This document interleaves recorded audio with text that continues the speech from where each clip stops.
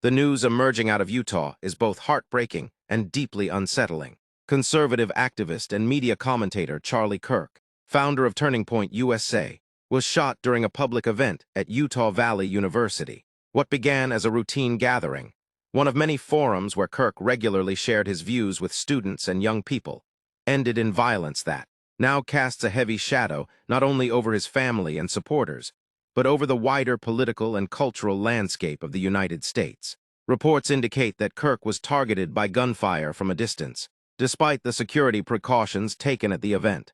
Eyewitnesses described chaos, fear, and disbelief as attendees scrambled to safety. Kirk himself was rushed to the hospital in critical condition, and while conflicting updates circulate, what is certain is that the nation holds its breath as we wait for confirmation of his fate. The raw footage circulating online is too graphic to share, but those who have seen it describe a chilling scene, a reminder of how fragile life can be, even in spaces intended for dialogue and debate.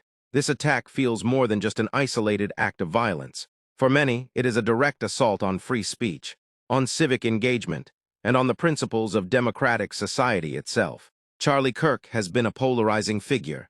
Yes, but he was also a man who built his career on encouraging young Americans to speak up, to take part in shaping their country's future, and to engage with ideas, even controversial ones, through words rather than weapons. The tragedy also raises painful questions about the climate we find ourselves in today, when disagreements are no longer contained within debate halls, when frustration turns to hatred, and when hatred escalates into violence.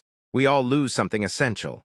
It is not only Charlie Kirk and his family who have been struck by this attack, but every person who believes in the power of peaceful discourse. Across the world, messages of sympathy and solidarity are pouring in. From political leaders to ordinary citizens, many are expressing prayers, grief, and outrage. These voices underscore that, regardless of political affiliation, most people understand that no disagreement.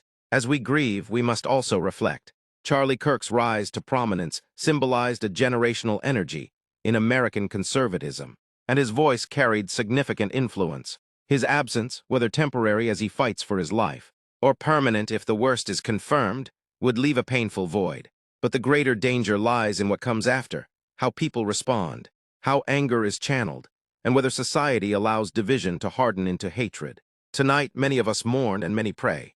Beyond politics, beyond ideology, we are reminded of the fragility of life and the urgency of rebuilding a culture where we can disagree without destruction.